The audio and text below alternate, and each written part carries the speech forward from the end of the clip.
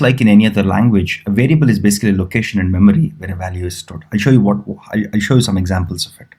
And what are variable names? As we just saw, variable names also follow the same rules of writing identifiers. For example, the moment I say a equals to 10, what's actually happening? And of course, I assign a value to a variable. Here, a is a variable, and 10 is the value that I give to this variable. So internally, what's happening is in your RAM or in your main memory, you're going to get a memory location with value 10 stored in it, right? And the rules for, okay, for example, in this case, the rules for writing variable names, as we just saw a while ago when we were learning about identifiers, is any identifier name is okay for a variable name, right? It's just the same rules. For example, if I just go here and so I can't do this. So if I do this and run this, I get an error, right? I can't start it with a numeric character. I can't have special characters like hash. Oh, sorry, I can't have special characters like percentile, for example, right? So all the same rules of identifiers just hold here. Having said that, one thing that you'll quickly notice is, unlike C or other programming languages, we are not declaring a variable. In C, you would say int a, right? And then a equals to 10. Or you might say that int a equals to 10. So in C, what you typically do, sorry, you also put a semicolon here. In C, what you typically do is you declare the data type that that a is a variable of type integer, and you have to declare it before you assign a value to it. Unlike that, in Python, you don't have to tell what data type it is, right? Python automatically understands that since 10 is an integer, a should be of type integer. So in Python, you don't explicitly have to say what is the data type of a variable, number one. Number two, you don't have to declare a variable before you use it. The moment you assign it, there's a new memory location called a created with an integer stored as 10.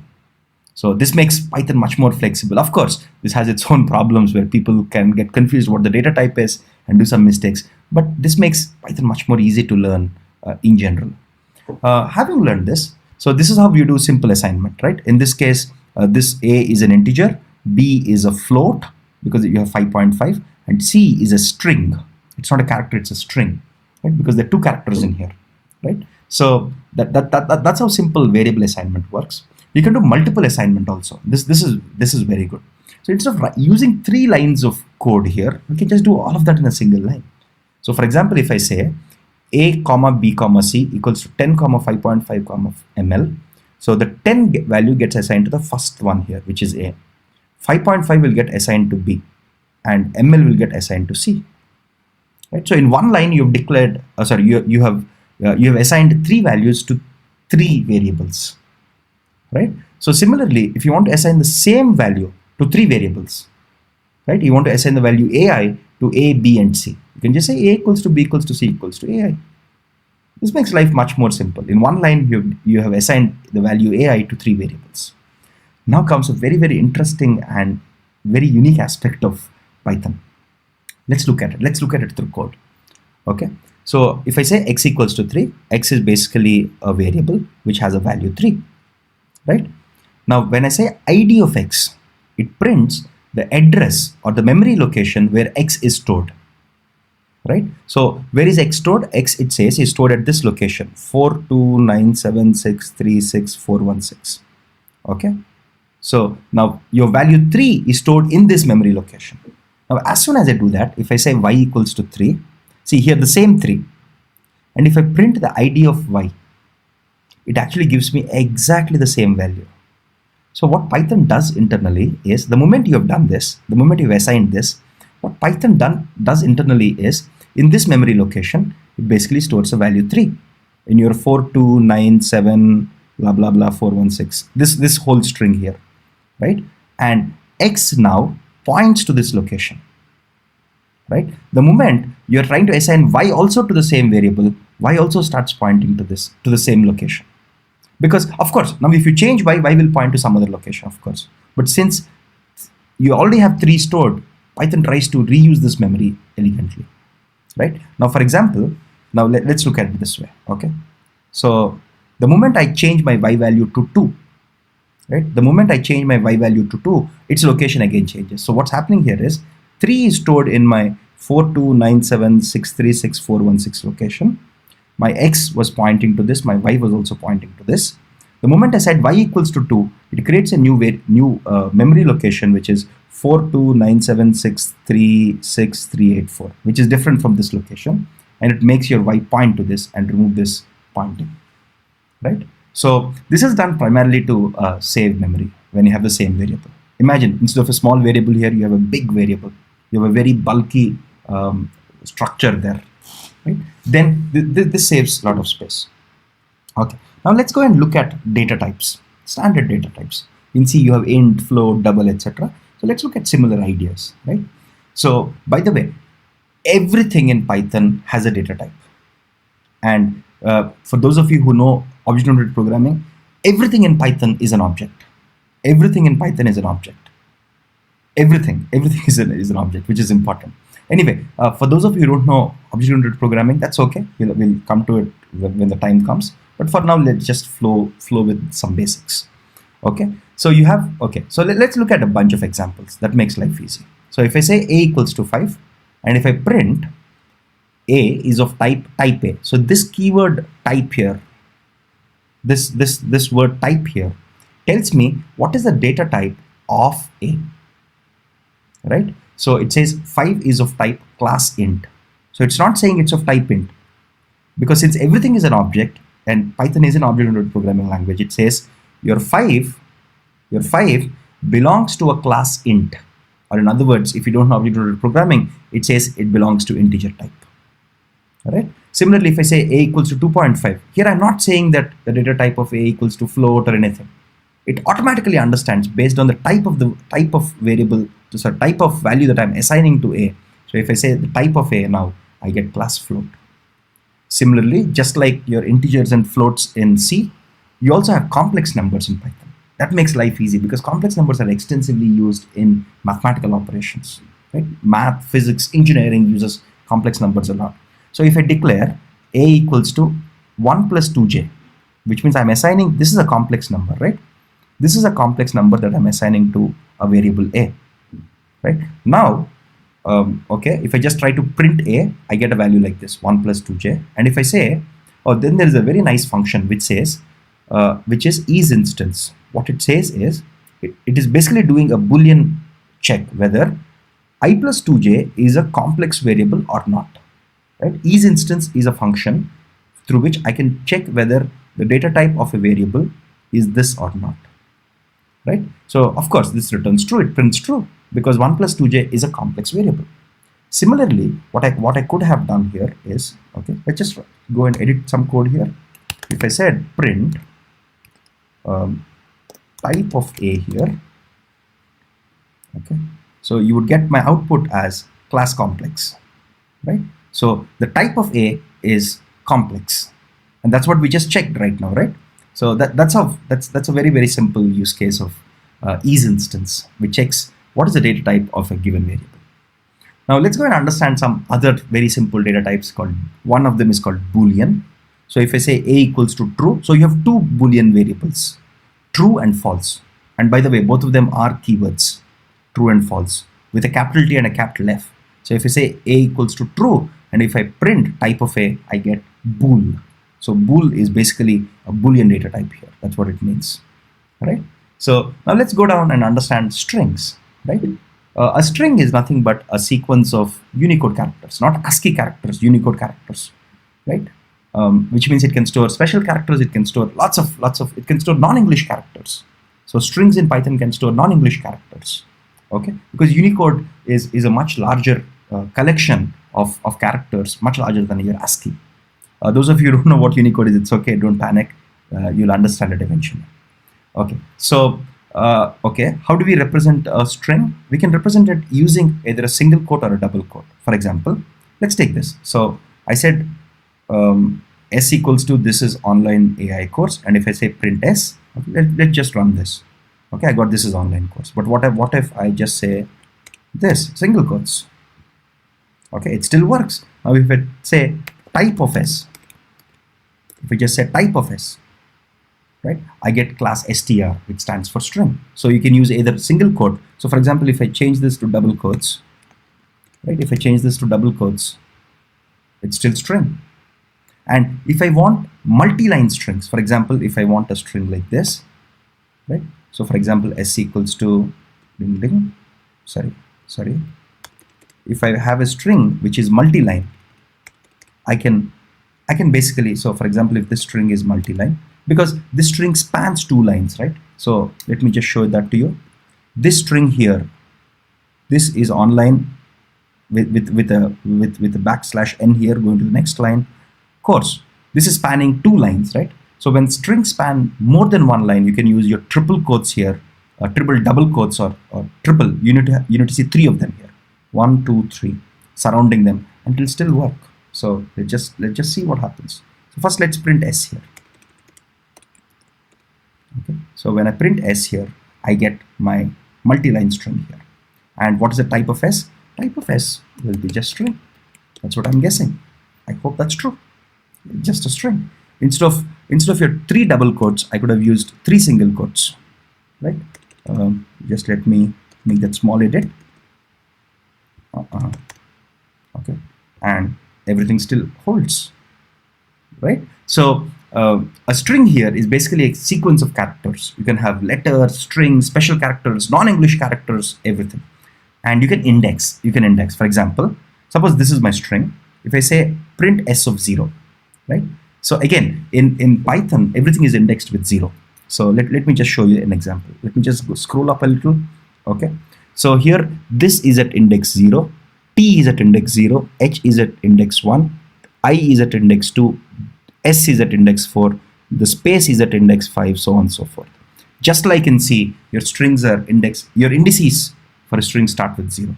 So if I say print S0, right? If I just say print S0, I get capital T. If I say print S3, right? So print S3 gives me, because this is 0, 1, 2, the small s is there. Now the question is, how do you print the last character? There's a very nice hack here in Python. So you can just say -1. -1 basically means that you're going from back to front, right? So -1 gives me small e. What about -2? Let's just check that. -2 gives me s. So in Python, just the way everything starts with 0 here. This is 0, this is 1, this is 2, this is 3, this is -1, this is -2, and so on and so forth. You can also find the last element using a different way of doing it. So what I can say, instead of -1, -2, I can basically say, I can basically say length of s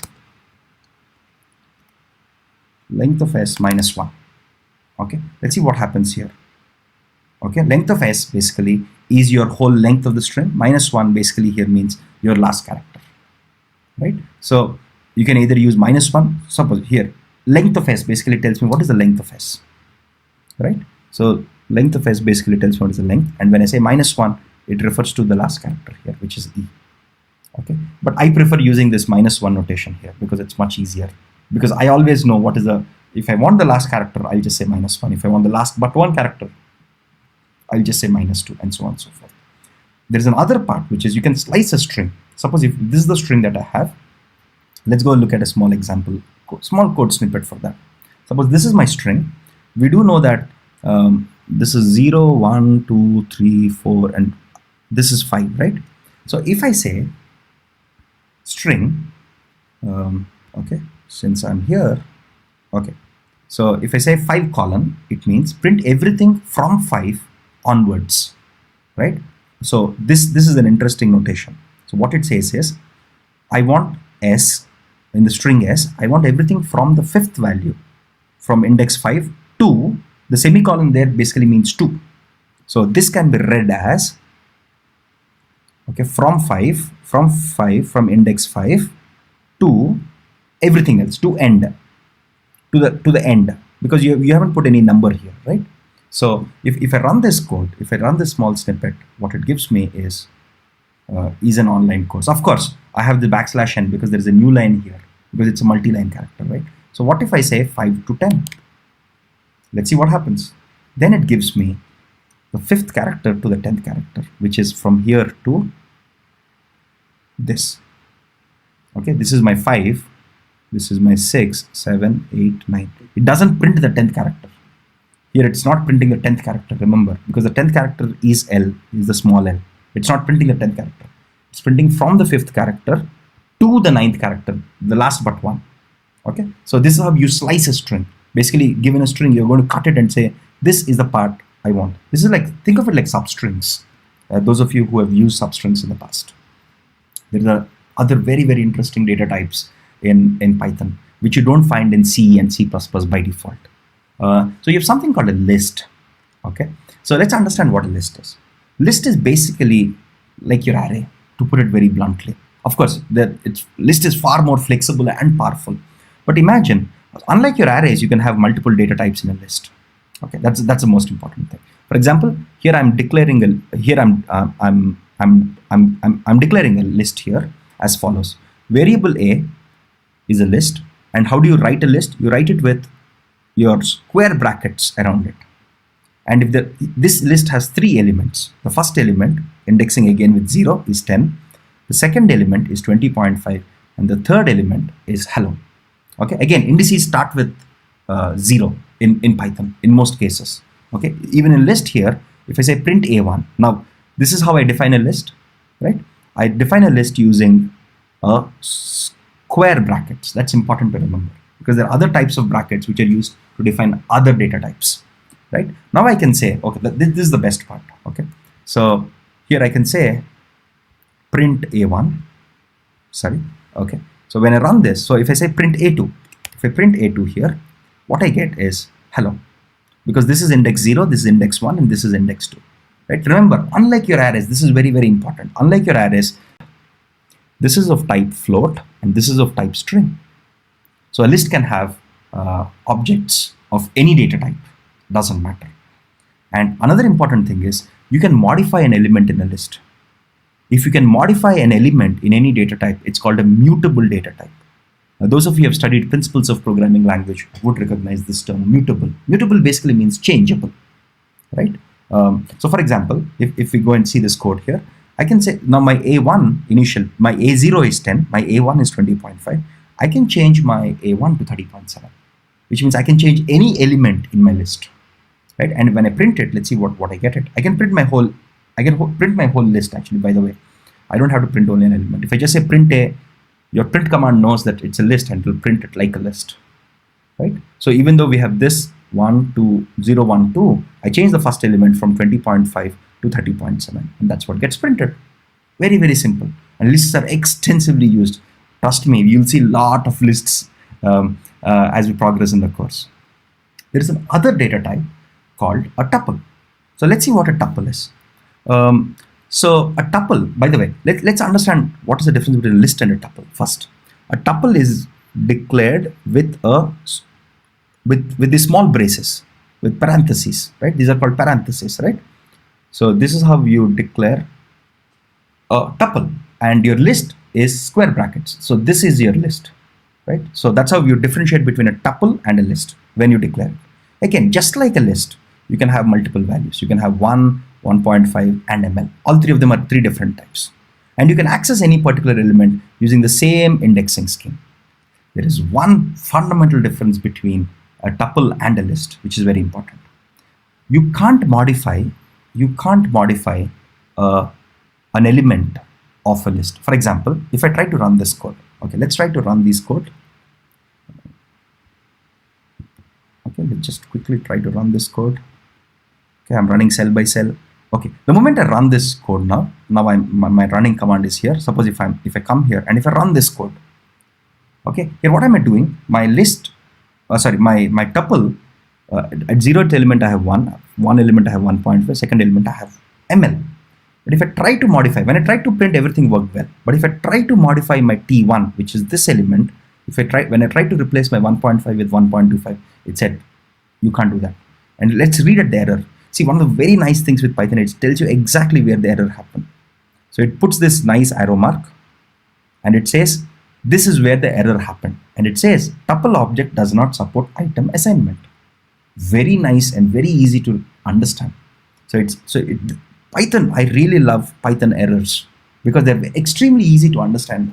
and know what's happening and how to fix even in some cases, right? So what this means is that your tuples, unlike your arrays, are immutable, which means you can't change. So once you create them, you can't change just one element of it. Of course, you can delete your whole tuple if you choose to, but you can't change one element of it, right? So you can think of tuples as sort of like constants, right? Once you've declared it, or once you've assigned some value to a tuple, you can read it, you can do everything with it, but you can't edit any element of it, which is extremely important. Okay. Having said that, let's move to a different type of very interesting type of data type in Python called a set. Okay, and sets are declared. So now here A is a set, and sets are declared using your curly braces. So this is what is used for sets.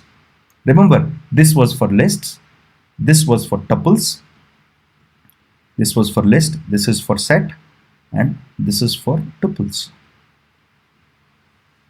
right? So now a set, so in this set I have 5 elements, right? If I try to print A, I get all the 5 elements, right? Simple, it's a set. Set is basically, there are a couple of very interesting differences between set and lists and tuples. Let's go one by one. Okay, so if I say what is the type of A, it says it's a class set. Okay, as you would expect. But now comes the fun part with sets. Okay, the set data type behaves like a set in math, in your mathematics, right? For example, if I declare a set with 10 ones, there are 2 times 20 is occurring, 3 times 30 is occurring. But for a set, I don't care whether how many ever times a value repeats. If you try to print S, it actually stores 10, 20, and 30. So a set only stores unique values. So this is like your set theory. If you remember your Venn diagrams and set theory that you must have learned in your high school, this is like those sets, right? And it's very useful when you want to do operations like set union. Suppose A is a set, B is a set. If you want to do the union, or if you want to do the intersection of these sets, this is what a set is extremely useful for. Now comes the other interesting aspect of a set. Set is a unordered collection of items, which means if you try to print S1, it says no, doesn't work. It gives you an error. So it says, so again, it tells you where the error is. That's the best part, as I told you about Python. And it says set object does not support indexing. So it doesn't let you go to one element in a set. This is very, very important because set is an unordered collection of objects. It's not ordered. And hence you can't go to the first element. Even though these three look ordered here, this is not that, it's not that this is 0th element, this is first. No, that's untrue. How they're stored in memory. So which means you can't access it like this, right? How they're stored in memory is how the sets are implemented, right? You can't access a particular element in a set because it's an unordered collection of objects. Because that's what the set theory definition of a set is. A set in mathematics is basically a collection of objects which are unique and which are unordered, which means there is no ordering between them. Okay, having said that, let's go to a very interesting type of data structure in Python called a dictionary. Again, trust me, we will use dictionaries a lot in Python. Okay, so let's understand what a dictionary is. Dictionary is, you can think of it like storing a small table. Okay, a small table with 2 columns. Okay, let me explain why this is useful. Suppose you want to say, so the first one is called a key, the second one is called a value. Those of you who know data structures can imagine dictionaries to be like hash tables. Those of you who know what a hash table is, who have studied this in your algorithms course or data structures course, right? So if you don't know what a hash table is, don't worry. I'll just quickly give you a more simplified version of what a hash table is without going through all the mathematics and algorithmic details of hash table. So you can think of dictionary as a key value store. So the first one is called a key, the second one is called a value. So we all remember A for apple, B for bat, etc. as kids that we learned, right? So I can store my A for apple, A in the key, apple in the value. So now what happens is, so that's what I'm doing here. Again, your dictionaries in Python are declared using your curly braces, right? Just like your sets here, just like your sets. So if you go back, you'll see that sets also are declared like with the curly braces. Okay, so just like, but there's a subtle difference here. You write your key first. This is your key, and this is your value. And you write key value pairs. So this is called a key value pair, right? Because there are two values. There is a key and there is a value. And you separate your key value pairs with a comma. So I could write D equals to A for apple, right? B for bat, C for cat, etc., etc. And now here comes the best part. So I told you that internally, in a very simplified form, it's stored like this. You have your key and you have your value. A for apple, right? B for bat, let's say C for cat, etc. And now if you say print D of A, here you're not using a numbering. You're not saying 0, 1 or 2. I can use the key to access that specific row in my table. That's the best part of hash tables and dictionaries.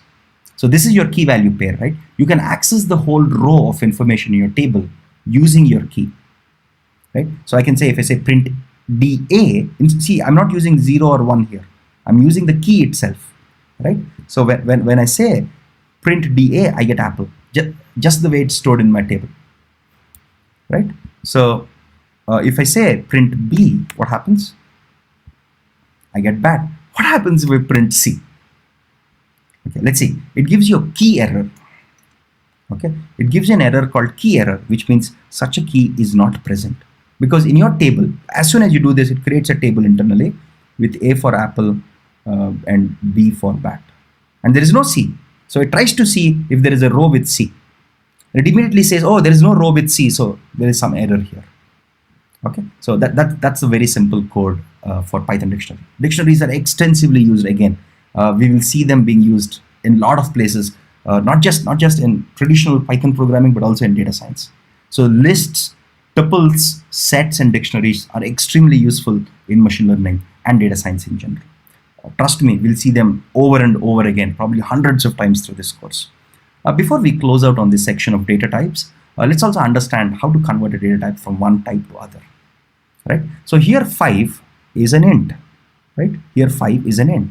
So if I say float of 5, it basically converts it into a float. So the float method, right, converts my integer to float.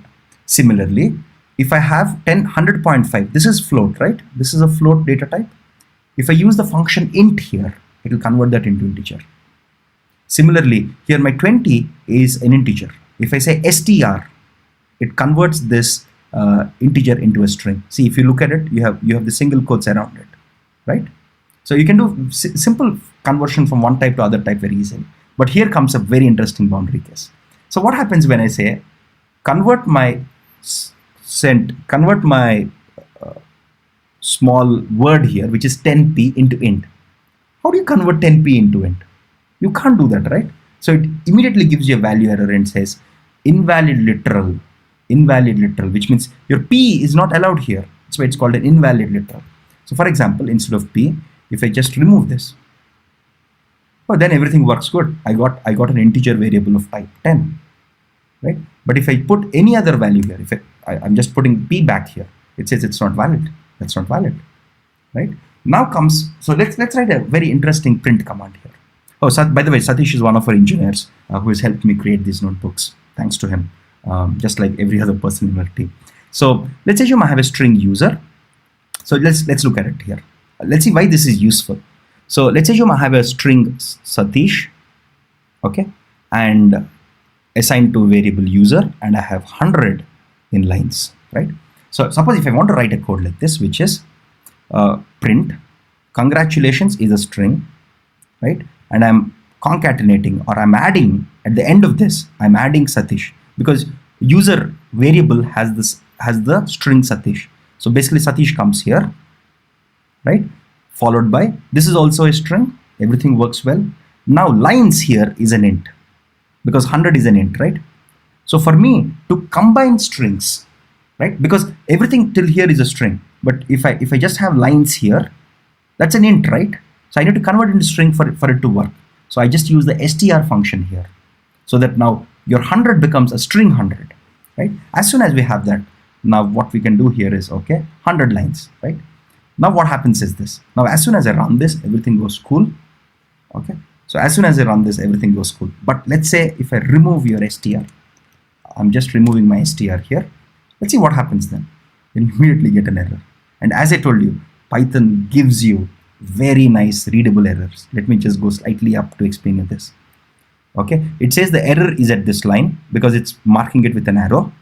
And it says the error is it must be a string and not int, and this is an int, and that's a problem with it, right? So let's go correct it again.